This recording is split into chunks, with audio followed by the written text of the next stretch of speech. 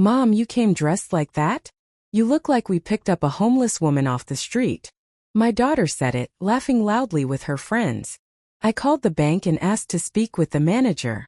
Subscribe to the channel for more stories like this, and comment the city you're watching from. I smoothed down my navy blue dress one last time, checking my reflection in the hallway mirror. The dress had cost me nearly 2 weeks' worth of grocery money, but Rebecca had been clear. This dinner was important. "Lots of colleagues from the firm will be there, Mom," she'd said on the phone, her voice carrying that edge of impatience I'd grown too familiar with. Try to look presentable. At 57, I wasn't exactly a fashion icon, but I'd done my best.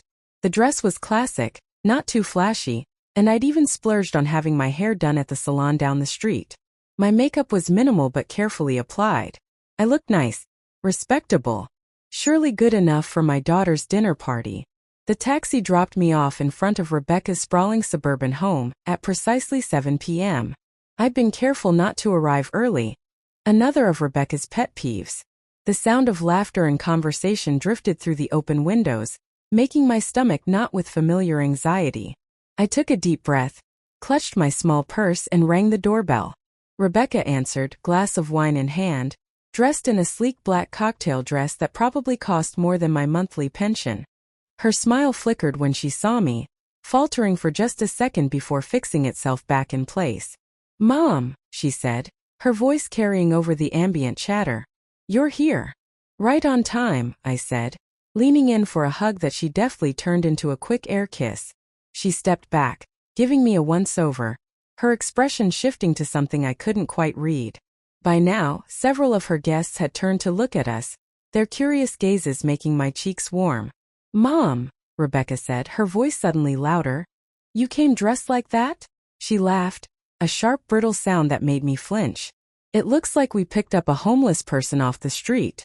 The room went quiet for a moment before nervous laughter rippled through her friends. Someone made a joke I couldn't quite hear, and more laughter followed. I stood frozen in the doorway, my purse clutched so tightly my knuckles had gone white. My voice failed me. The dress that had looked perfectly fine in my apartment mirror suddenly felt cheap and garish under the recessed lighting of Rebecca's immaculate foyer. Come in," Rebecca said, her voice now dripping with false warmth. "We were just discussing the Hendersons' new summer home in the Hamptons." She turned to her friends with an exaggerated eye roll. "Mom doesn't get out much these days." I followed her into the dining room like a sleepwalker, acutely aware of the stares and whispers trailing behind me. Rebecca gestured vaguely toward an empty chair at the far end of the table, already turning away before I'd even sat down. "Emma and Tyler are upstairs," she said over her shoulder. "They've been asking for their grandma all day." That's when it clicked. The reason for my invitation wasn't this dinner party at all. "You want me to watch the kids?" I asked, too softly for anyone but Rebecca to hear. She turned back, eyebrows raised. "Well, our regular sitter canceled last minute. I thought you'd be happy to spend time with them." Her smile was tight. "Unless that's too much trouble?" Before I could answer, a man I recognized as Rebecca's colleague from the law firm raised his glass. "Let's toast to our hostess, who not only prepared this amazing spread, but also somehow convinced her mother to provide free childcare." More laughter. Rebecca didn't correct him. "Upstairs, you said?" I managed to ask, already backing away from the table. Rebecca nodded, already turning back to her guests. "There's pizza in the kitchen for them. They need to be in bed by 9. I climbed the stairs slowly, each step heavy with the weight of realization. The dress, the hair appointment, the taxi fare, all for nothing. I wasn't a guest at this dinner. I was the help. In the playroom, my grandchildren's faces lit up when they saw me. 6-year-old Emma threw her arms around my waist, and 4-year-old Tyler abandoned his Legos to join the hug. At least here with them I was wanted. "Grandma, will you read us a story?" Emma asked, already pulling a book from the shelf. "Of course, sweetheart," I said, forcing a smile. Downstairs, the laughter continued, Rebecca's voice rising above the rest, confident, successful, completely unaware of the knife she'd twisted in my heart. That night, after the children were asleep and the party was still in full swing, I called a taxi and left without saying goodbye. In the back seat, I pulled out my phone and made a call I should have made years ago. "Hello, I'd like to speak with the bank manager," I said quietly. "I need to cancel some credit cards immediately." The taxi ride home from Rebecca's house was the longest 20 minutes of my life. I stared out the window, the city lights blurring through tears I refused to let fall. My phone buzzed twice. Rebecca, probably wondering where her free babysitter had gone. I silenced it without looking. This wasn't the first time my daughter had humiliated me. But something about tonight had finally broken something inside me. Perhaps it was the casual cruelty of it all, the way she'd laughed while comparing me to a homeless person, the way her friends had joined in, the realization that I'd been invited solely to watch her children. As the taxi pulled up to my modest apartment building, memories flooded back. A lifetime of sacrifice that had led to this moment. I was only 32 when David died. One moment we were planning our future. The next I was a widow with a 10-year-old daughter and a mountain of medical bills. The life insurance barely covered the funeral and outstanding debts. I had nothing but a half-finished degree and a child who needed everything. "We'll make it work, Becky," I'd promised my daughter, holding her as she cried at her father's funeral. "I'll take care of everything." And I had. 3 jobs: receptionist during the day, waitressing evenings, bookkeeping on weekends. Hours spent at the kitchen table after Rebecca had gone to bed, calculating how to stretch every dollar. The constant, gnawing fear that it wouldn't be enough. I sold our house, moved us to a smaller apartment, gave up my car, learned bus routes by heart, took in sewing to make extra cash, skipped meals when money was tight. But Rebecca never went without. "Mom, Melissa's parents are taking her to Disney World," she'd say, eyes wide with hope. "They said I could come if I paid my own way." So I picked up extra shifts, pawned my wedding ring, ate ramen for a month. The smile on her face when she came home from that trip, that made it all worthwhile. Or so I thought. When Rebecca got accepted to an Ivy League university, I remortgaged my life. Education was everything. David and I had always agreed on that. With scholarships, loans, and every penny I could scrape together, we made it work. "You're going to have opportunities one never had," I told her on move-in day, helping arrange her dorm room. "You'll never have to struggle like I did." She'd hugged me then, one of the last real hugs I remember getting from her. "I'll make you proud, Mom." She did, in some ways. Graduated with honors. Got hired by a prestigious law firm. Married James, whose family had old money and older connections. Bought the beautiful house in the suburbs. Had perfect, beautiful children. But somewhere along the way my daughter disappeared. The thoughtful girl who once made me handmade birthday cards was replaced by a woman who sent her assistant to buy generic gift baskets. The teenager who'd curl up next to me on the couch to watch old movies became someone who checked her watch impatiently whenever we spoke. And somehow I was still paying. Not just emotionally but literally. My fingers trembled as I unlocked my apartment door, thinking about the credit cards. Rebecca had been in financial trouble 3 years ago. "A bad investment," she'd said. "James's family couldn't know. It would embarrass him. Could I help just until they got back on their feet?" I'd added her as an authorized user on my cards. Just temporarily, she'd promised. But temporary became permanent. The bills came to me each month. Restaurants I'd never visited, stores I couldn't afford to shop at. I paid them without complaint, dipping into my modest retirement savings, picking up consulting work despite my arthritis making typing painful. I switched on the light in my small living room, looking at the second-hand furniture, the carefully mended curtains. My life of constant sacrifice, while Rebecca spent thousands on dinner parties to impress colleagues who mocked her mother. My phone buzzed again. A text this time. "Where did you go? The kids were asking for you. Had to leave my own dinner party to put them to bed. Thanks a lot." No mention of the humiliation. No apology. Just annoyance that I'd failed to fulfill my purpose. I sank onto my worn couch, phone in hand, the bank manager's words still ringing in my ears. "Are you sure you want to cancel all the cards, Mrs. Walker? There are significant balances." "Yes," I had said, surprising myself with my steadiness. "And I'd like to remove my daughter as an authorized user. Immediately." Now, sitting alone in my quiet apartment, I wondered what tomorrow would bring. Rebecca would be furious when her card stopped working. She'd call. She'd demand explanations. She'd make promises. For the first time in 25 years, I was prepared to say no. My gaze fell on an old photo of Rebecca on my mantel. 13 years old, gap-toothed smile, arms wrapped around my neck. Where had that girl gone? And when had I stopped mattering to her, except as a resource to be used? The phone buzzed again. Rebecca calling now. I let it ring out, feeling something unfamiliar rising in my chest. Not guilt. Not fear. Resolve. It was time for both of us to learn that love shouldn't cost everything.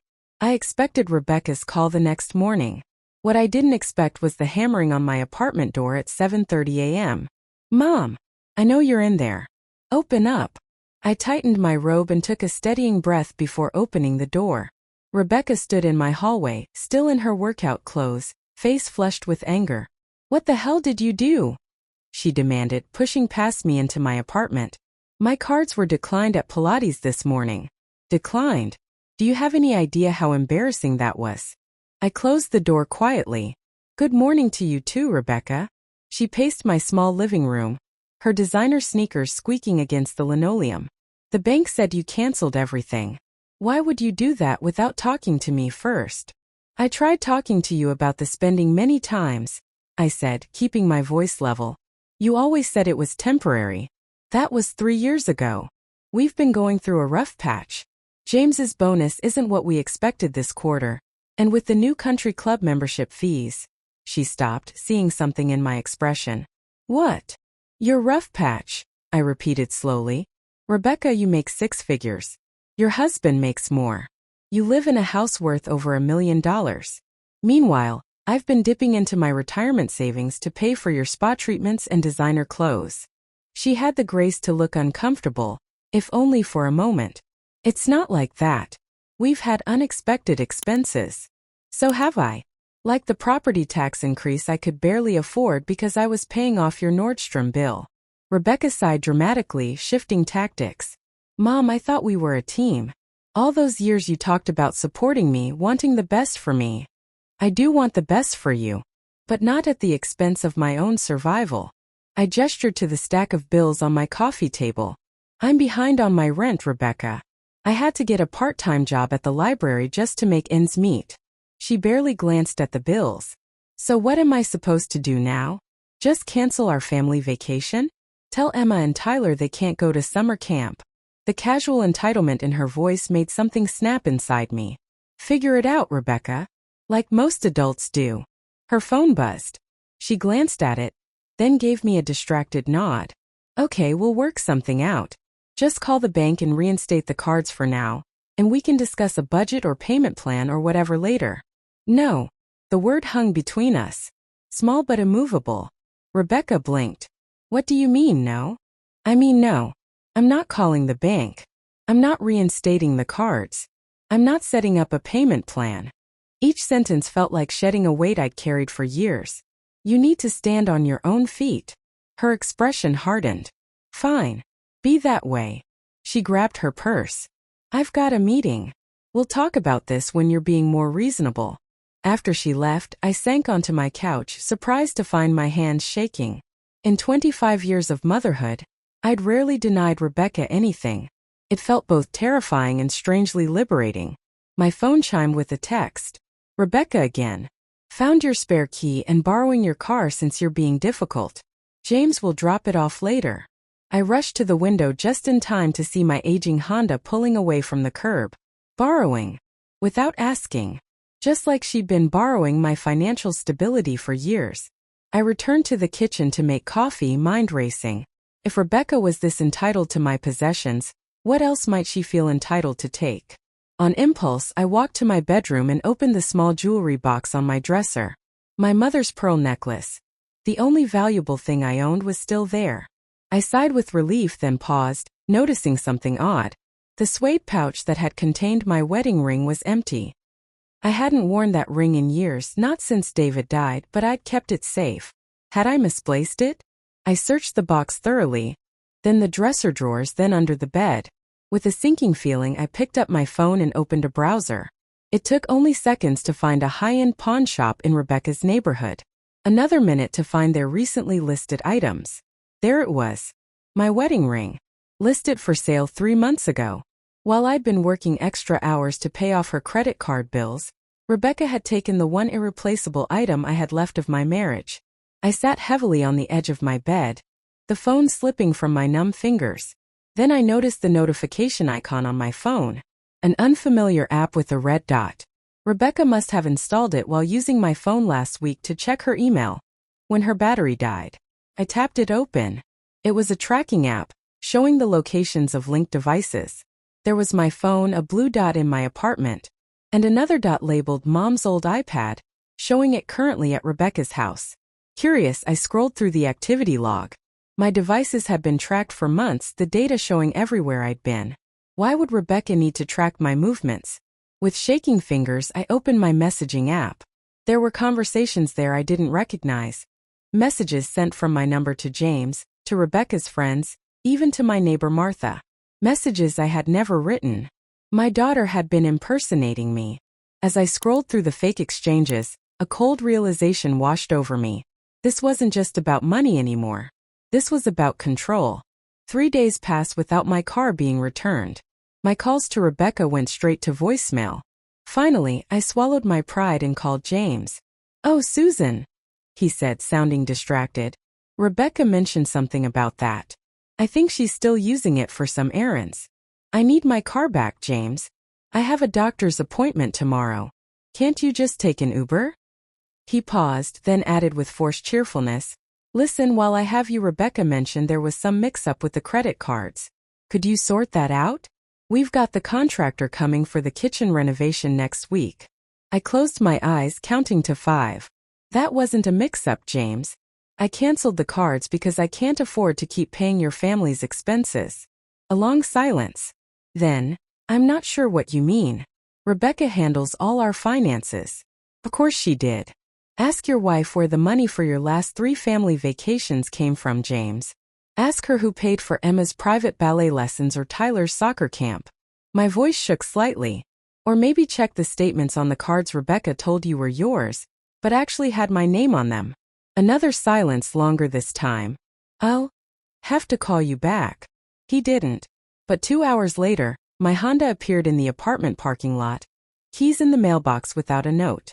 The next morning, I was awakened by a barrage of texts from Rebecca. "How could you tell James about the cards? He's furious. I trusted you, and you're trying to ruin my marriage. The kids are asking why Daddy is sleeping in the guest room." I didn't respond. Instead, I got dressed and drove to the bank. It was time to check just how deep this financial entanglement went. The bank manager's expression told me everything before she even spoke. "Mrs. Walker, I'm afraid there have been some irregularities with your accounts." Irregularities? Such a bland word for discovering your daughter had taken out a home equity loan on your apartment without your knowledge. For learning she'd opened store credit cards in your name. For finding out your identity had been used to finance a life you couldn't afford. "I never authorized any of this," I said, my voice faint even to my own ears. "We'll need to file a fraud report," the manager said gently. "Given that this involves a family member, you should know this could potentially lead to criminal charges." Criminal charges? Against my own daughter. The daughter I'd worked 3 jobs to support. The thought made me physically ill. I left the bank with a folder full of forms and a heart full of dread. What was I supposed to do now? The answer came sooner than expected. As I pulled into my apartment complex, I spotted Rebecca's Lexus in the visitor's spot. She was waiting by my door, arms crossed, face set in the determined expression I recognized from her childhood. The look she'd get before a tantrum. "We need to talk," she said as I approached. Inside my apartment, Rebecca paced while I sat quietly on the couch, the bank folder heavy in my lap. "James is threatening divorce," she said finally. "He says I've been lying to him about our finances for years. That I've been stealing from you." She turned to me, eyes blazing. "You had no right to tell him that." "I didn't know I was telling him anything he didn't already know," I said quietly. "Well, now everything's falling apart. Are you happy?" I looked at my daughter, really looked at her. Designer clothes, perfect hair, manicured nails. A woman who had everything and somehow still needed more. "No, Rebecca. I'm not happy. I'm heartbroken." She scoffed. "Spare me the guilt trip, Mom."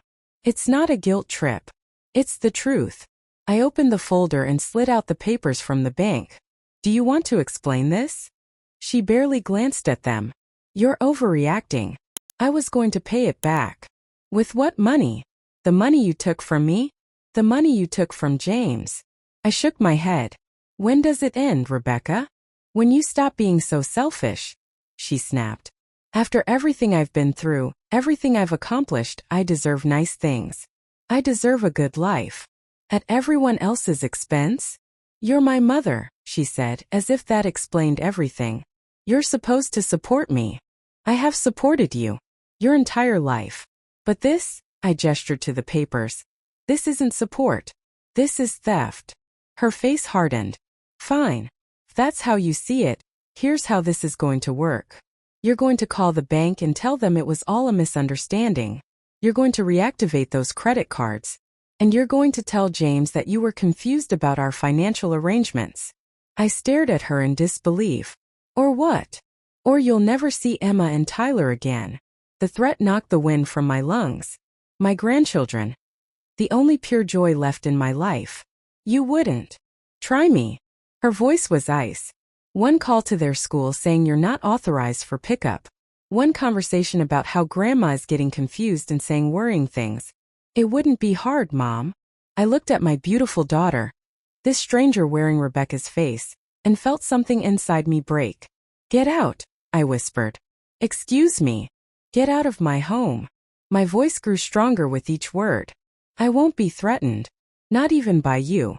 Rebecca's eyes widened in shock. You're choosing money over your own grandchildren? I'm choosing not to be blackmailed by my own daughter. I'm choosing to stop this cycle of abuse.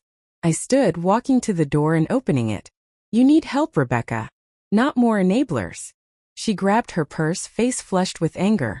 You'll regret this. When you're old and alone, you'll wish you'd made a different choice today. As she brushed past me, I caught her arm. I already regret so much, Rebecca. But standing up for myself won't be one of those things. After she left, I sank to the floor, arms wrapped around myself, and finally let the tears come. I had lost my daughter long before today. I just hadn't been willing to admit it. The first week without contact from Rebecca was excruciating. I jumped every time my phone rang, hoping it might be her calling to apologize, or at least to let me speak to my grandchildren. But the calls never came. After filing the fraud reports at the bank, I spent days untangling the financial mess. The numbers were staggering, nearly $87,000 in unauthorized loans and credit card debt in my name. The bank fraud investigator was sympathetic but direct.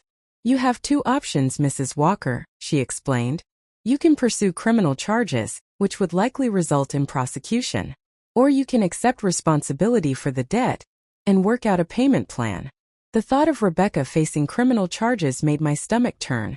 But the alternative would bankrupt me. I need time to think, I said finally. That night I sat at my kitchen table with a cup of tea and a worn photo album. Pictures of Rebecca through the years. A gap-toothed first grader.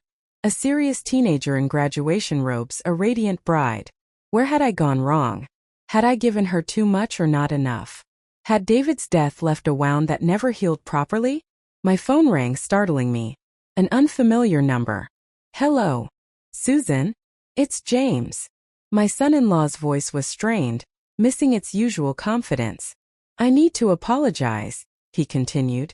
I had no idea what Rebecca was doing. You didn't suspect anything? I couldn't keep the skepticism from my voice. A heavy sigh. I should have. The shopping bags, the vacations, the renovations, it never quite added up with our income. But she handled all the finances and I was willing to look the other way as long as the bills got paid. The admission hung between us. What happens now? I asked finally. I've filed for separation, he said quietly. Rebecca moved out yesterday. She's staying with a friend. My heart sank. And the children? They're with me for now. The judge granted temporary custody given the circumstances. I closed my eyes, relief washing over me. How are they? Confused. Upset. His voice softened. They missed their grandmother. Tears pricked at the corners of my eyes. I missed them too. Would you like to see them this weekend? I could bring them by. Yes, I whispered. I'd like that very much. After we hung up, I wandered back to the kitchen table and the scattered photos. For the first time in weeks, I felt a glimmer of hope. Not for reconciliation with Rebecca. That bridge seemed well and truly burned, but for something new. Something healthier. The next day, I did something I hadn't done in years. I pulled out my old painting supplies from the back of the closet. Before David died, before life became an endless cycle of work and sacrifice, I'd loved to paint. Watercolors, mostly landscapes and still lives that David had proudly hung throughout our little house. The brushes were stiff, the paints dried out, but the art supply store was only a bus ride away. Starting a new hobby? The young cashier asked as she rang up my purchases. An old one, actually, I replied. I'm just finding my way back to it. That afternoon, I set up a small easel by my apartment window. The view wasn't much. Just the parking lot and a scraggly oak tree. But the act of mixing colors, of watching the paint bloom across the paper, felt like waking up from a long sleep. I was so absorbed that I almost missed the knock at my door. When I opened it, I found my neighbor Martha standing there with a casserole dish. Thought you might like some company, she said with a warm smile. And my famous lasagna. Martha had lived across the hall for 5 years. I'd always exchanged polite greetings with her, but never much more. Rebecca had once commented that Martha was common, a remark that had embarrassed me so much I'd avoided deeper friendship. That's very kind, I said, stepping back to let her in. I'd love some company. Over lasagna and cheap wine, I found myself telling Martha everything, the credit cards, the fraud, the confrontation, all of it. To my surprise, she nodded with understanding. My sister did something similar to our mother, she said. Not quite as extreme, but the same pattern. Some people just feel entitled to take and take. I enabled it, I admitted. For years. Martha shrugged. You loved her. Parents often confuse enabling with loving. She glanced at my painting setup. I didn't know you were an artist. I wouldn't go that far, I laughed. But I used to enjoy it. I'm trying to remember how. The community center where I volunteer has an art class on Thursdays, she said. Nothing fancy, just a bunch of us amateurs having fun. You should come. 2 days later, I found myself in a bright room with 8 other women, all around my age, all bent over canvases with varying degrees of skill. The instructor, a retired art teacher named Eleanor, moved among us with gentle suggestions. You have a good eye for color, she told me, pausing behind my chair. But you're holding back. Don't be afraid to really express what you're feeling. Express what I'm feeling. Such a simple instruction, yet so foreign to me. For decades, my feelings have been secondary. To Rebecca's needs, to financial survival, to keeping up appearances. By the end of class, my painting was a riot of bold blues and purples. Nothing like the careful landscapes I'd once created. It wasn't technically good, but looking at it made me feel something I hadn't experienced in a long time. Freedom. As I walked home, my phone rang. Another unfamiliar number. Hello. Susan? It's Margaret. Margaret Wilson. I nearly stumbled on the sidewalk. My sister's voice, instantly recognizable despite the years and miles between us. We'd lost touch after she moved to Australia 20 years ago. Another casualty of my all-consuming focus on Rebecca. Maggie? How did you? James found me. He thought you might need your family right now. As the sun set over my little neighborhood, I sat on a park bench and reconnected with my sister, feeling the first fragile threads of a new life beginning to take shape. Chapter 6. Reconciliation on my terms. 6 months can change everything. The Susan Walker who once jumped to answer Rebecca's every demand now stood in her own art exhibition at the community center, surrounded by a dozen watercolors. Evidence of a passion reclaimed. These are quite good, Eleanor, my art teacher, said beside me. Especially this one. She gestured to a painting of 2 children on a swing set, their faces bright with laughter. Emma and Tyler, captured during one of our Saturday visits. Thank you, I said, still uncomfortable with praise. James thinks I should price them higher. James is right. Eleanor squeezed my arm. Don't undervalue your work, Susan. Not anymore. Those words echoed as I moved through the small gallery. Don't undervalue your work. Don't undervalue yourself. Life had found a new rhythm in the months since my confrontation with Rebecca. Weekends with my grandchildren, Thursday art classes, Tuesday coffee with Martha, Sunday calls with Maggie in Australia. I'd even started a part-time bookkeeping job for a local florist, work that respected my experience without draining me dry. The fraud investigation had concluded with a settlement. Rebecca would repay the debt over time, and in exchange I wouldn't press charges. James had been instrumental in working out the terms, making it clear that his priority was protecting the children while ensuring I wasn't financially ruined. Rebecca herself remained a shadow at the edges of my life. According to James, she'd moved into a small apartment and found work at a law firm across town, a significant step down from her previous position. The divorce was proceeding, with Rebecca fighting for custody but hampered by the financial fraud revelations. I hadn't spoken to her since that terrible day in my apartment. Part of me ached for reconciliation, but a stronger part, the part that had finally learned to protect itself, knew better than to reach out first. "Excuse me," a voice said behind me. "Is this yours?" I turned to find a well-dressed older gentleman gesturing toward one of my paintings, a sunrise over the city skyline, done in bold oranges and reds. "Yes, it's mine. It's extraordinary. The emotion in it." He smiled. "I'd like to buy it if it's for sale." My first sale. The first time someone valued my work enough to pay for it. As I wrote up the receipt, I felt a surge of something unfamiliar. Pride. I was still smiling when I left the community center that evening. The spring air was soft with promise, and for once, my thoughts weren't tangled with worry about Rebecca or bills or obligations. I was simply present, enjoying the moment. That's when I saw her. Rebecca was leaning against my car, arms crossed, looking thinner than I remembered. Gone were the designer clothes, replaced by a simple blouse and slacks. Her hair was pulled back in a practical ponytail, her face bare of makeup. "Hi, Mom," she said quietly. I stopped a few feet away, my heart pounding. "Rebecca, what are you doing here?" "James told me about your exhibition." She gestured toward the community center. "I wanted to see it." "Why?" The question came out sharper than I intended. She flinched slightly. I don't know. I guess I wanted to see if you were okay." I almost laughed. After everything, she wanted to check if I was okay? "I'm fine, Rebecca. Better than fine, actually." She nodded, looking down at her feet. "You look good. Happy." An awkward silence stretched between us, filled with all the things we'd never said. "I should go," I said finally, moving toward my car. "Mom, wait." Her voice cracked. "I'm sorry." Two simple words I waited so long to hear. But they weren't enough. Not anymore. "Sorry for what, exactly?" I asked, turning back to face her. She swallowed hard. "For everything. For taking advantage of you. For the money. For threatening to keep the kids from you."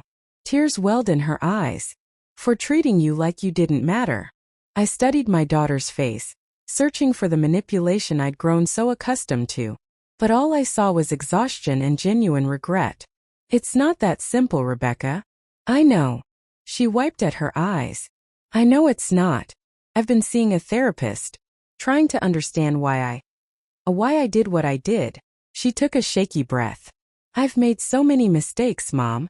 With you. With James. With the kids." Part of me wanted to comfort her, to say it was all okay. The old Susan would have done exactly that. But I wasn't that woman anymore. "Yes, you have," I agreed softly. "And those mistakes have consequences." She nodded, not arguing. "I miss the kids. I miss how things used to be." "Things can't go back to how they were," I said. "That wouldn't be healthy for any of us." "I know." She hesitated. "But maybe we could try something new? Something better." I considered her words carefully. The pain she'd caused me was real. The trust she'd broken couldn't be instantly repaired. Yet looking at her now, humbled, struggling, genuinely remorseful, I felt something shift inside me. "That would take time," I said finally. "And work.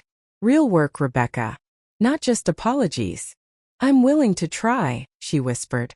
"If you are." I thought of Emma and Tyler, how they asked about their mother during our visits. I thought of the empty space in my own heart where my relationship with my daughter should have been. "We can start small," I said. "Coffee. Once a week. Just talking." Relief flooded her face. "Really? You do that?" With conditions, I added firmly. You continue therapy. You honor the repayment plan. And you respect my boundaries, financial and emotional. Yes, she agreed quickly. Yes to all of it. As we stood there in the community center parking lot, I realized we were both in uncharted territory. No longer the self-sacrificing mother and entitled daughter, but two adult women trying to build something new from the ashes of what we'd burned down. Would you like to see my exhibition? I asked, surprising myself.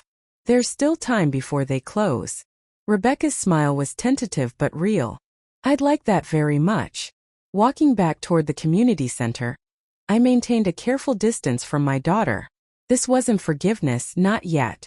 It was simply an opening, a small crack in the wall I'd built to protect myself. True reconciliation would require time, boundaries, and mutual respect. I didn't know if Rebecca was capable of that. I didn't know if our relationship could ever be truly healthy. But for the first time I knew this. Whatever happened next would be on my terms. I had found my voice, my worth, my place in the world that didn't revolve around being someone's mother or provider. I was Susan Walker, artist, friend, sister, grandmother. Visible, valuable, and finally undeniably my own.